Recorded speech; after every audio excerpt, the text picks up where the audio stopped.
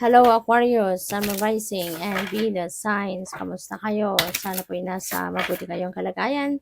Welcome back po sa Star Tarot. At kung bago kayo rito, welcome din po kayo. Please subscribe, like, share my videos, and leave me a comment kung naka-resonate po kayo. Thank you.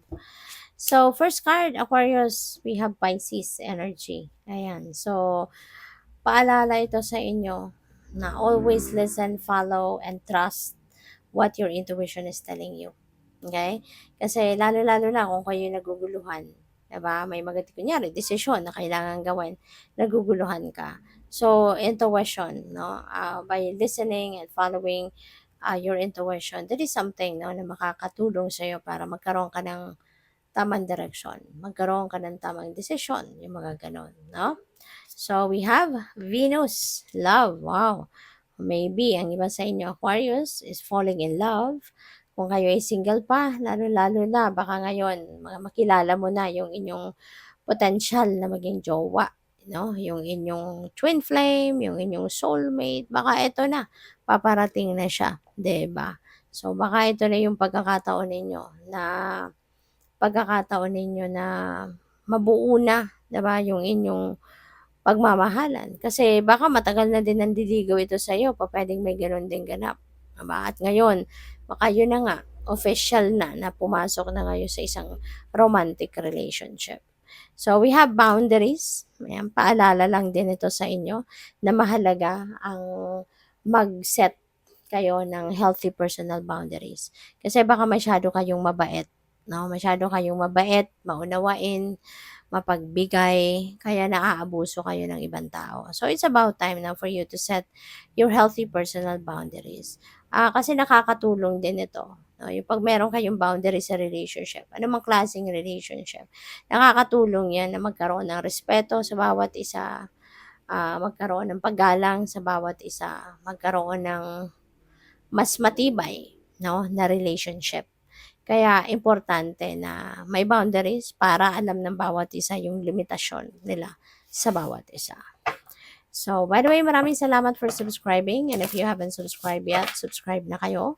And also, maraming salamat din for not skipping the ads. Malaking bagay yan sa akin. And also, please click the join button sa baba ng video kung gusto niyo na mag-join kayo sa membership. Okay? Salamat po.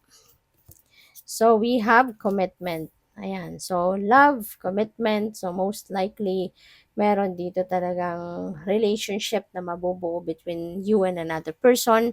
Pwede rin na baka baka merong leveling up of commitment na sa relationship na mabubuo din dito or magaganap.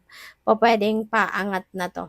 You know, pwedeng paangat na to. Pwedeng papunta na to sa pag-aasawa, pagpapakasal, ganyan. No? So, we have love. Love. So, hindi naman ito love reading, pero ang dami nating love cards, di ba? At ito, si commitment related din ito sa love. So, maaari talaga, Aquarius, na karamihan siguro sa inyo dito is going to focus on your love and romantic relationships. Baka sa ngayon, ito naman yung pagbibigyan ninyo ng mas maraming panahon kasi baka in the recent past, ng mga nakaraang buwan, nakaraang taon, nakaraang mga weeks, no? Maaari sa ibang part or ibang areas of life naman kayo na focus, family, trabaho, 'di ba? Kaya ngayon, baka it's about time na para yung relationship naman ninyo, yung love life naman ninyo ang asikasuhin ninyo. O pwedeng yun. Or pwede rin na to na self-love ito. No? Maaari ngayon, masaalagaan mo din ang iyong sarili. Mas siguro ngayon, mararamdaman mo din na baka naniniglect mo na yung sarili mong pangangailangan. Pwedeng ganun din ang ganap. Kaya, you will be focusing more or you're going to give more time naman ngayon sa sarili mo. No? Magpapakita ka naman ngayon ng pagmamahal sa iyong sarili. So, we have friendship. Ayan. So, si friendship, pwede rin na ito yung ito yung someone, baka meron kang kaibigan na importante na magkaroon ka na ngayon ng boundaries para maging aware siya sa limitations. 'Di ba? Kasi pwede may mga kaibigan talaga tayo na minsan ang aabuso din. na kunyari pinakain mo na sa palad mo, pati palad mo gusto pang kainin, 'di ba? Kasi lalong-lalo na kung masyado kang mabait, 'no? Alam niya na sobra kang bait, na okay ka lang ng okay, baw ka lang ng baw, 'di ba? Kasi mabait ka nga, eh. Gusto mong pinapasaya silang lahat. Kaya maaari 'no, na sa mga kaibigan mo, kailangan na maging istrikto ka na magkaroon ka na ng boundaries. Pupuwede rin na you are making new friends sa ngayon. Baka you are meeting new people at magkakaroon kayo ng bagong kaibigan, 'no? Pupuwedeng may mga bonding time dito para sa inyo, para sa mga existing ninyong kaibigan. Baka magba-bonding kayo, baka merong party, a-attendan kayo, or maaaring meron kayong mga pupuntahan. Pupuwedeng meron kayong mga, pupuwedeng meron kayong mga um, pagtitipon, intimate, na pagtitipon, yung mga close friends mo lang, pupuwedeng may mga gano'ng sitwasyon. You're gonna have fun.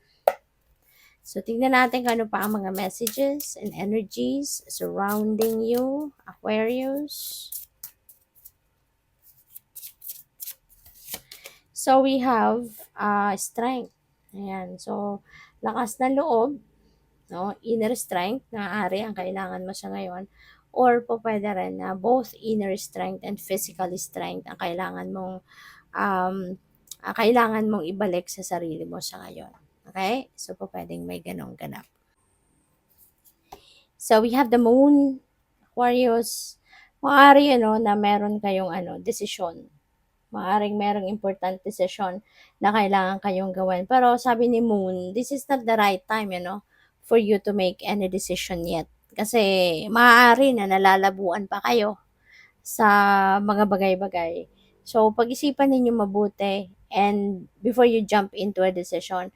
At saka ang mahalaga, makinig ka talaga. Ito intuition, this is also intuition. Makinig po talaga kayo sa inyong intuition. Kasi kung kunyari, yung logical mind ninyo magulo, 'di ba? Nalilito, confused kayo. So, pero kapag nakinig kayo sa intuition ninyo, mas panatag ang pakiramdam ninyo. Kasi yung intuition po natin, that is guidance ng divine. That is a message. Those are messages, yung mga intuitive messages na yun na dumadating sa atin. Those are intuitive messages. And guidance yan, ng divine. Bigay yan sa'yo. Yan ang magli-lead sa'yo towards the right decision. Yun ang magli-lead sa'yo towards enlightenment, 'di ba? Mas magkaroon ng linaw ang inyong isipan. At saka pay attention din kayo, hindi lang sa mga intuitive messages na pinapadala sa inyo ng divine. Pay attention din kayo sa mga dreams ninyo. Pay attention din kayo sa mga napapanaginipan ninyo. Okay? Kasi yung mga panaginip na yan, those are also guidance. Minsan kasi may mga iba sa atin na hindi nakikinig or hindi ina-access yung intuition, 'di ba? At kaya dinadaan ng universe, yung guidance sa'yo through panaginip. Kasi kadalasan ng panaginip, naaalala natin pag kahit gising na tayo, naaalala natin, 'di ba? So at least 'yun, parang in a way, parang mas effective, siguro para sa'yo kasi baka matandain talaga kayo din, lalo-lalo na sa mga panaginip. Kaya maaari din na dadaan din ng universe yung mga messages sa inyo, guidance sa inyo through your dreams. Kaya pay attention din kayo sa mga napapanaginipan ninyo. Okay? So, what else? We have Ace of Wands. Meron ditong new beginning. Okay? Merong magsisimula kayo dito ng bagong kaganapan sa buhay. You are going to start something new in your life. Pwedeng related yan sa career. Maaring bagong career path. Maaring bagong career path yan. Maaring bagong trabaho, maaaring merong bagong project. So, depende sa inyong sitwasyon, but it may also involve travel. Kaya, dapat lagi lang talaga kayong ready for anything, yung ganon. Kasi, you never know, 'di ba? Baka mamaya, yung bagong career na to, could require you na, 'di ba, magbiyahe kayo constantly, yung ganon. No? So, good luck. Thank you for watching Love and Light. Namaste.